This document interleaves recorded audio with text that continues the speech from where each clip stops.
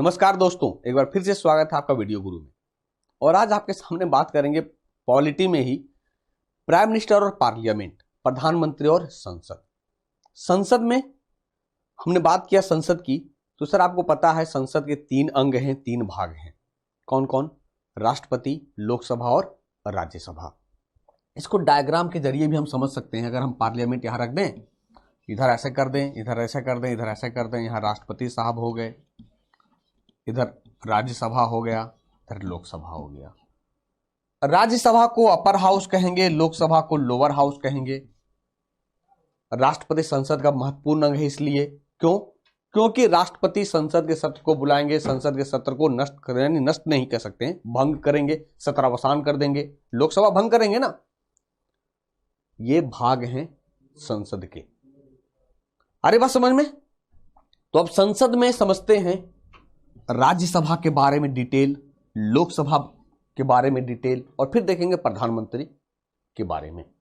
सबसे पहले article 79, the parliament consist of the president, the Rajya Sabha and the Lok Sabha. संसद में 3 अंग होंगे, राष्ट्रपति होंगे, राज्यसभा होंगे, लोकसभा होंगे। संसद के कितने अंग होंगे? 3 अंग होते हैं संसद के। आर्टिकल नंबर 79 के अनुसार भारत में एक संसद होगा जिसके 3 भाग होंगे। ठीक है। अब सबसे पहले बात करें the composition of Rajya Sabha, Rajya Sabha की संरचना। लेकिन अगर 79 के अनुसार देखेंगे तो संसद है, 80 के अनुसार राज्यसभा है। The maximum strength of the Rajya Sabha is fixed at 250, out of which 238 are to be the representative of the states and the union territories elected indirectly and 12 are nominated by the president. अब इतनी जो कहानी लिखी है इससे मैं एकदम आसान शब्दों में समझाता हूं। 84वां संविधान संशोधन होता है 2001 में, और कह दिया जाता है कि 2026 तक संसद में सीटों की संख्या को नहीं बढ़ाया जाएगा। समझना कितने क्वेश्चन बनेंगे। 84वां संविधान संशोधन होता है 2001 में, और कह दिया जाता है कि संसद में सीटों की संख्या नहीं बढ़ेगी, चाहे लोकसभा हो या राज्यसभा। कब तक? 2026 तक। कितने क्वेश्चन निकल कर आए? संसद में सीटों की संख्या नहीं बढ़ेगी किस संशोधन से? 84वां। कब किया गया? 2001। कब तक नहीं बढ़ेगा? 2026। अब ये जो डायग्राम है देख रहे हैं, डिजिट, इसकी खेल समझाते हैं। ये क्या है? 229 प्लस 4 प्लस 12, यानी 229 राज्य में, 4 केंद्र शासित प्रदेश, 12 नॉमिनेट। ये कहानी है 245 जो अभी की है। लेकिन ये कहा क्या? 238 250 की बात किया, यानी अधिकतम शक्ति, अधिकतम संख्या कितनी है? 250 निर्धारित की गई हैं, जिनमें से 238 राज्य और केंद्र शासित प्रदेश की हैं। राज्यसभा का सदस्य का चुनाव अप्रत्यक्ष रूप से होता है, यानी विधानसभा के सदस्य भाग लेते हैं इसमें। कितने सदस्य नॉमिनेट किए जाएंगे राष्ट्रपति द्वारा? 12 राष्ट्रपति द्वारा मनोनीत होते हैं। ठीक है।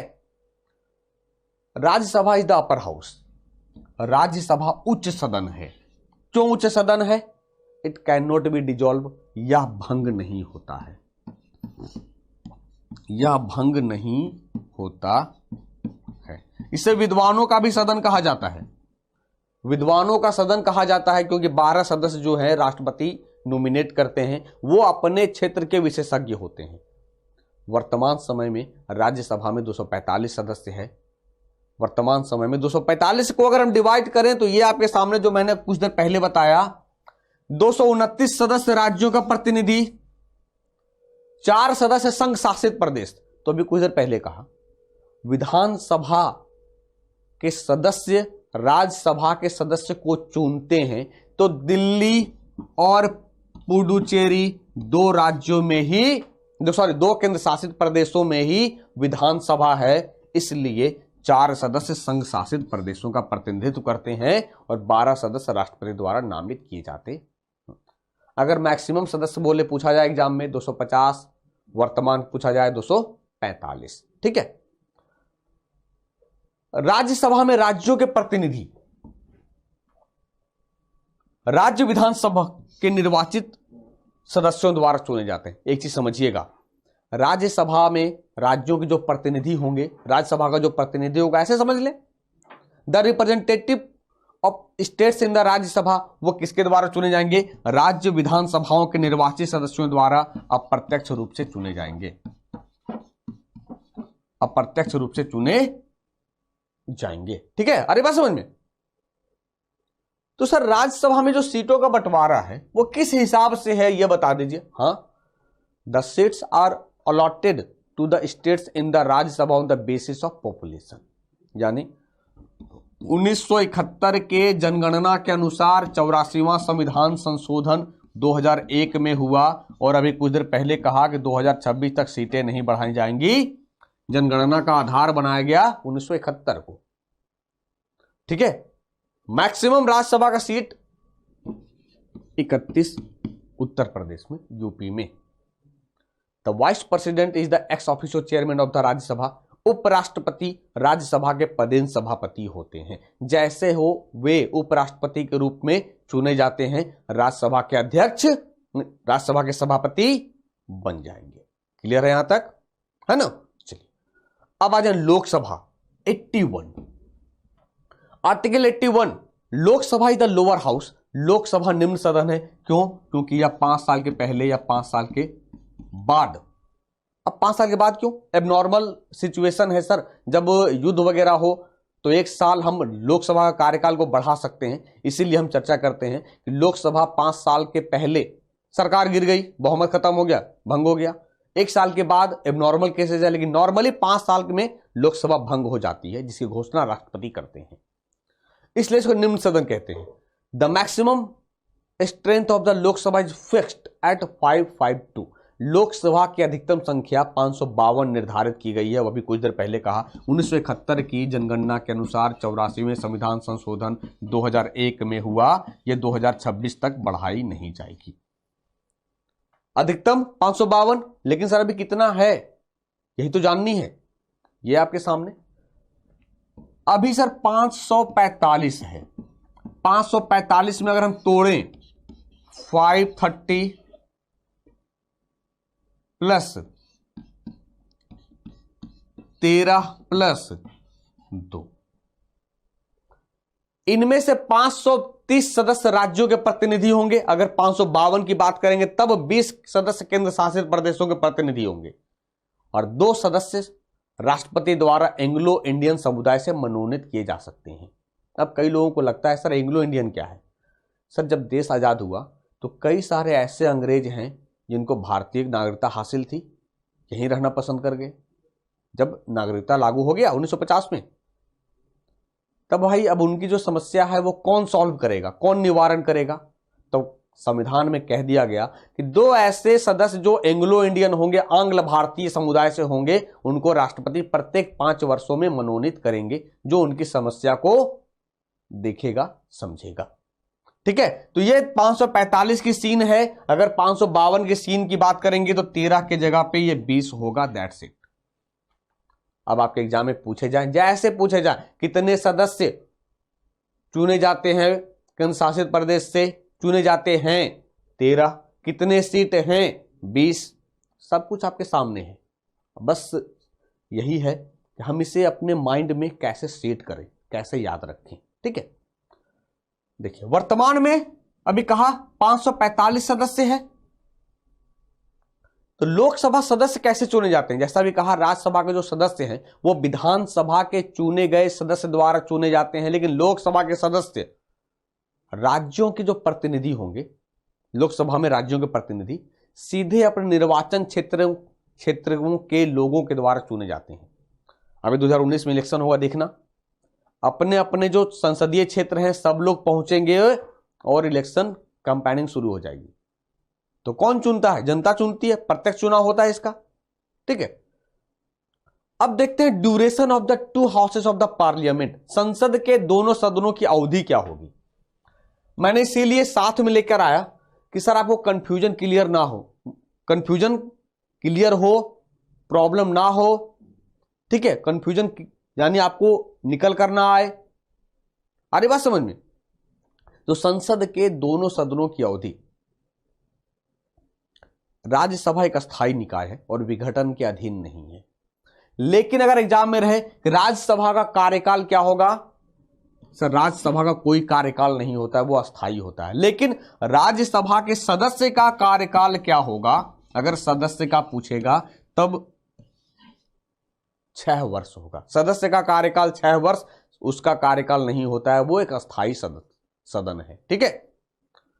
लेकिन इसके 1/3 सदस्य, however 1/3 of its members retire every second year, इसके 1/3 सदस्य हर दूसरे साल में सेवानिवृत्त होते हैं। यह सर्कुलेशन चलता रहता है हमेशा। तो अब लगेगा सर क्या रिटायरिंग मेंबर फिर बन सकते हैं? अरे एकदम बन सकते हैं। सेवानिवृत्त सदस्य कई बार के लिए पुनर्निर्वाचन और पुनः नामांकन के लिए पात्र होते हैं।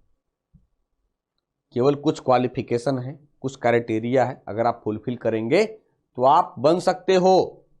जब तक भारत में आपके सांस हैं तब तक आप संसद सदस्य बन सकते हो, ठीक है, ऐसा कुछ नहीं है। लेकिन कुछ उसकी क्वालिफिकेशन है, पात्रता है, उसको देखते हैं। लेकिन अभी राज्यसभा का कार्यकाल देखा, राज्यसभा के विपरीत लोकसभा स्थायी सदन नहीं है, यानी ये भंग हो जाता है, भंग हो जाता है। Its normal term is 5 years from the date of its first meeting after the general election, after which it automatically dissolves. आम चुनावों के बाद इसकी पहली बैठक की तारीख से इसका सामान्य कार्यकाल 5 साल है, जिसके बाद यह स्वचालित रूप से भंग हो जाता है। जैसे 5 साल होगा भंग हो जाएगा। 5 साल के पहले कैसे होगा? जब सरकार गिर गई, प्रधानमंत्री का इस्तीफा हो गया, 5 साल के पहले भंग हो गया, जिसकी घोषणा कौन करेंगे? राष्ट्रपति कर देंगे, ठीक है। अब मैंने कहा क्वालिफिकेशन। अब देखो आप लोग सोच रहे हो सर लोकसभा का क्वालिफिकेशन, राज्यसभा का क्वालिफिकेशन क्या होगा? मैंने कहा qualification to be an MP, सांसद बनने की योग्यता, मेंबर ऑफ पार्लियामेंट, चाहे वो लोकसभा हो, राज्यसभा हो, राज्यसभा के सदस्य तो वो भी तो सांसद है। तो दोनों का एक साथ समझेंगे, कंफ्यूजन नहीं होगा। राज्यसभा या लोकसभा का सदस्य बनने के लिए भारत का नागरिक होना जरूरी। राज्यसभा का अगर बनेंगे तो एज चाहिए 30 वर्ष, लोकसभा का अगर बनेंगे तो न्यूनतम एज चाहिए 25 वर्ष। इसीलिए सर मिनिमम एज की बात की है, न्यूनतम, मैक्सिमम नहीं। मैक्सिमम आपको कुछ भी रहे, डजंट मैटर, ठीक है। He must not holds any office of profit under the union और स्टेट गवर्नमेंट, उसे संघ या राज्य सरकार के अधीन लाभ का पद धारण नहीं करना चाहिए। अब कई लोग सोचेंगे सर लाभ का पद क्या है? ऐसा पद जिसमें से सरकारी फंडिंग हो, आपको वेतन मिले, यानी कुछ भी सरकार के द्वारा खर्च अगर आप पर किया जाता है, फंड से, सरकारी कोष से खर्च होती है, तो वो लाभ का पद माना जाता है, ठीक है। फिर कहा ही she should not be proclaimed criminal, that means they should not be a convict, a confirmed debater or otherwise disqualified by law। उसे आपराधिक प्रवृत्ति का नहीं होना चाहिए, घोषित नहीं होना चाहिए, दोषी नहीं होना चाहिए, दिवालिया ना हो, बैंकरप्सी ना हो, अन्यथा विधि के तहत उसे अयोग्य घोषित नहीं होना चाहिए, ठीक है। ये सब क्वालिफिकेशन है सांसद बनने की। अब एक क्वेश्चन आता है कि सर क्या मैं एक साथ लोकसभा राज्यसभा दोनों का संसद बन सकता हूं? कभी नहीं। डबल मेंबरशिप भारत में नहीं है। A person can not be a member of both houses of parliament at the same time. एक ही व्यक्ति एक ही समय में संसद के दोनों सदनों का सदस्य नहीं हो सकता है, ठीक है। अभी देखो 2019 में इलेक्शन होगा, कई ऐसे सांसद कहें, हम एग्जांपल ले लें थोड़ा सा, आप एग्जांपल ले लीजिए हमारे फाइनेंस मिनिस्टर अरुण जेटली, ये साहब राज्यसभा के सदस्य हैं। अब जैसे ही 2019 में इलेक्शन होगा तो क्या ये राज्यसभा के भी सदस्य रहेंगे? नहीं ना सर, जीतेंगे, रिजाइन देना पड़ेगा आपको, ठीक है। अब आ जाए प्रधानमंत्री की बात करें, प्राइम मिनिस्टर की बात करें। In the parliamentary system of government the prime minister is the real executive and head of the government. याद होगा, राष्ट्रपति क्या होता है, वो एक्सिक्यूटिव चीफ है, लेकिन रियल एक्सिक्यूटिव की बात करेंगे तो प्रधानमंत्री। जब आपके एग्जाम में पूछा जाए कि कार्यकारी अध्यक्ष कौन होंगे, राष्ट्रपति, वास्तविक कार्यकारी अध्यक्ष कौन होंगे, प्रधानमंत्री। भारत के प्रधानमंत्री की तुलना यूएसए के राष्ट्रपति से, और भारत के राष्ट्रपति की तुलना ब्रिटेन के मोनार्की यानी महारानी कहे महाराज से की जाती है, इसलिए इन्हें वास्तविक कार्यपालिका प्रधान कहा जाता है, प्रधानमंत्री को। ठीक है, अब देखते हैं प्रधानमंत्री की एक चीज क्वेश्चन बराबर आता है। प्रधानमंत्री होते हैं, हमेशा याद रखिएगा, नियुक्त। हम लोग सर एमपी चुनते हैं, प्रधानमंत्री नहीं। प्रधानमंत्री कौन होता है, बहुमत दल का नेता होगा। इसीलिए कहा the constitution does not contain any specific procedure on the appointment procedure of the prime minister. संविधान में प्रधानमंत्री की नियुक्ति प्रक्रिया पर कोई विशेष प्रक्रिया शामिल नहीं है। कौन प्रधानमंत्री बनेगा, क्या आप और हम बन सकते हैं क्या? देखिए, प्रधानमंत्री कहे मोटा मोटी समझें, the prime minister is usually the leader of the party और alliance that has a majority in the Lok Sabha. प्रधानमंत्री आमतौर पर पार्टी या गठबंधन का नेता होता है जिसके पास लोकसभा में बहुमत है, जो भारत की संसद का निचला सदन है।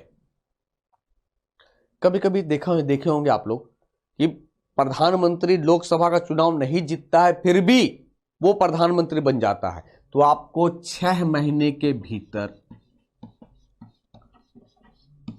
संसद का सदस्य बनना होगा, चाहे पर राज्यसभा से ही क्यों ना बने।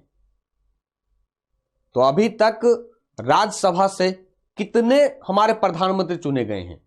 इंदिरा गांधी, देवेगौड़ा, अरे बात समझ में, इंदिरा गांधी, देवेगौड़ा, गुजराल, के गुजराल और मनमोहन सिंह। 4 ऐसे मेंबर हैं जो राज्यसभा के सदस्य थे और प्रधानमंत्री बने थे। तो इंदिरा गांधी, देवेगौड़ा, गुजराल और मनमोहन सिंह। ठीक है, अब प्रधानमंत्री को नियुक्त करेंगे राष्ट्रपति, शपथ भी दिलाएंगे राष्ट्रपति। प्रधानमंत्री को भारत के राष्ट्रपति द्वारा शपथ दिलाई जाती है। किसके द्वारा? राष्ट्रपति द्वारा शपथ दिलाई जाती है। अब इनको देखिए फंक्शन और पावर क्या है भैया, क्या क्या काम करेंगे राष्ट्रपति, नहीं सॉरी प्रधानमंत्री। प्रधानमंत्री का पावर एंड फंक्शंस की बात करें, शक्ति और कार्य की बात करें, he is the head of union council of ministers. वे केंद्रीय मंत्री परिषद के प्रमुख होते हैं। पहला, द रेजिग्नेशन और death of an incumbent prime minister automatically dissolves the council of ministers. एक निवर्तमान प्रधानमंत्री का इस्तीफा या मृत्यु स्वतः मंत्री परिषद को भंग कर देती है। मंत्री परिषद को भंग कर देगा। जाहिर सी बात है भाई, अब मुखिया ही नहीं रहा तो चलाएगा कौन? और इनका काम क्या है समझना। He is the principal channel, मुख्य चैनल किसके बीच? राष्ट्रपति और मंत्री परिषद के बीच संचार का मुख्य माध्यम है। यानी मैसेज को कन्वे करेगा प्रधानमंत्री कहां? राष्ट्रपति के पास, और मंत्रिमंडल दोनों के बीच का चैनल है प्रधानमंत्री।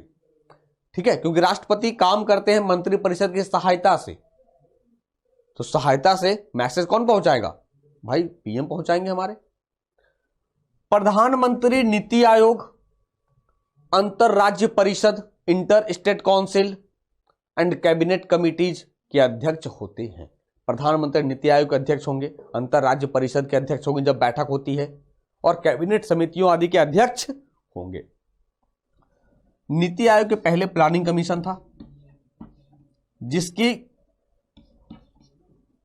स्थापना 1950 में हुई थी। अब 1 जनवरी 2015 में नीति आयोग आया और नीति आयोग के अध्यक्ष हो गए प्रधानमंत्री। पदेन अध्यक्ष होंगे, कोई भी प्रधानमंत्री हो नीति आयोग के अध्यक्ष बन जाएंगे। जैसे कैसे उपराष्ट्रपति कोई भी हो राज्यसभा के सभापति बन जाते हैं। ठीक है, अब आज मंत्रिमंडल, काउंसिल ऑफ मिनिस्टर्स, जिसकी चर्चा आर्टिकल नंबर 74 में की गई है। यह क्या होगा? मंत्रिमंडल कहें या मंत्री कहें, तो सर जी समझना, मंत्री की नियुक्ति, मंत्रियों की नियुक्ति प्रधानमंत्री की सिफारिश पर राष्ट्रपति करेंगे। तो राष्ट्रपति को सहायता और सलाह देने के लिए एक मंत्री परिषद होगी जिसका प्रमुख, प्रधान कौन होंगे, जिसका प्रमुख या प्रधान कहे प्रधानमंत्री होगा, और राष्ट्रपति अपने कृतियों का प्रयोग करने में ऐसी सलाह के अनुसार कार्य करेगा। एक क्वेश्चन आता है, मंत्री परिषद किसके प्रति रिस्पॉन्सिबल है, जवाबदेह है। जब कहे कि मंत्री परिषद किसके प्रति जवाबदेह है, तब हो जाएगा लोकसभा, क्योंकि लोकसभा भंग, मंत्री परिषद खत्म। अगर केवल बात करें सिंगल मंत्री की, इंडिविजुअल, तब ये होंगे राष्ट्रपति के प्रति।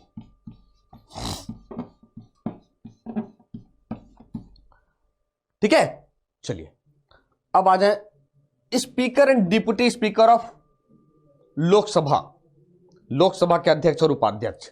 आर्टिकल 93 से स्पीकर की चर्चा की जाती है। तो कह सकते हैं कि सर लोकसभा में 2 पीठासीन अधिकारी होते हैं जिसे हम अध्यक्ष और उपाध्यक्ष कहते हैं। सदन में उपस्थिति और मतदान करने वाले साधारण सदस्यों द्वारा अपने सदस्यों में से चुने जाते हैं। अरे बात समझ में? लोकसभा स्पीकर अपना रेजिग्नेशन किसे देगा, उपाध्यक्ष को देगा, उपाध्यक्ष किसको देगा, अध्यक्ष को देगा। दोनों गिव एंड टेक करेंगे। ठीक है, लोकसभा का जो काम है वो पूरा लॉ बनाना, लेकिन लोकसभा स्पीकर का काम क्या है, लोकसभा को अच्छे तरीके से चलाना। कोई बिल, मनी बिल है, ये डिसीजन कौन लेगा, स्पीकर ऑफ लोकसभा लेंगे। ठीक है, अब हम देख लेते हैं जल्दी से आपके लिए सेशंस क्या है, क्योंकि कई बार एग्जाम हॉल में सर पूछा गया है। देखेंगे कि संसद में मुख्य रूप से कितने सेशन होते हैं। वर्ष में संसद के 3 सत्र बुलाए जाते हैं, और सत्र के बीच जो गैपिंग की बात करें हम, तो संसद के बीच, जो सत्र के बीच 6 माह से अधिक गैपिंग नहीं होगी। तो पहला क्या है, बजटरी सेशन, बजट सत्र। दूसरा क्या है, मानसून सेशन। तीसरा क्या है, विंटर सेशन। बजट सेशन की बात करें जो फरवरी से मई के बीच चलता है, सबसे बड़ी जो सत्र है वो बजटरी सेशन होगा। दूसरा सेशन मानसून सत्र है जो जुलाई से सितंबर के बीच चलता है, और तीसरा विंटर सेशन शीतकालीन सत्र है जो नवंबर से मिड दिसंबर के बीच चलता है। सर कभी कभी स्पेशल सेशन भी हो जाता है, विशेष कालीन सत्र, तो उसकी बात अलग है। सबसे बड़ी बजटरी सेशन, सबसे छोटी विंटर सेशन, सबसे छोटी विंटर सेशन है। अरे बात समझ में? तो याद रखिएगा, संसद में मुख्य रूप से 3 सत्र बुलाए जाते हैं, budgetary session, monsoon session, winter session. सबसे बड़ी बजटरी सेशन जो फरवरी से मई होगा, सबसे छोटी विंटर सेशन शीतकालीन सत्र जो नवंबर से मध्य दिसंबर के बीच खत्म हो जाता है। कभी कभी लंबा चला जाता है, अभी देखे होंगे दिसंबर जनवरी चल रहा था, सेशन चल रहा था, हो हल्ला हो रहा था संसद में, है ना। तो जब आपके एग्जाम में पूछा जाए कितने संसद सत्र होते हैं, 3 होंगे। 2 सत्र के बीच अधिकतम गैपिंग कितने होंगे, 6 माह होंगे। क्लियर हो गया यहां तक? चलिए, तो ये था आपका प्रधानमंत्री और संसद में लोकसभा, राज्यसभा, मंत्रिमंडल कैसे काम करेगा, और फिर संसद के कितने सत्र होते हैं। तो ये चैप्टर कंप्लीट हुआ। यकीनन इस चैप्टर से काफी फायदा होगा आने वाले एग्जाम में। ठीक है, चलिए मिलेंगे फिर से नए लेक्चर में, तब तक के लिए धन्यवाद।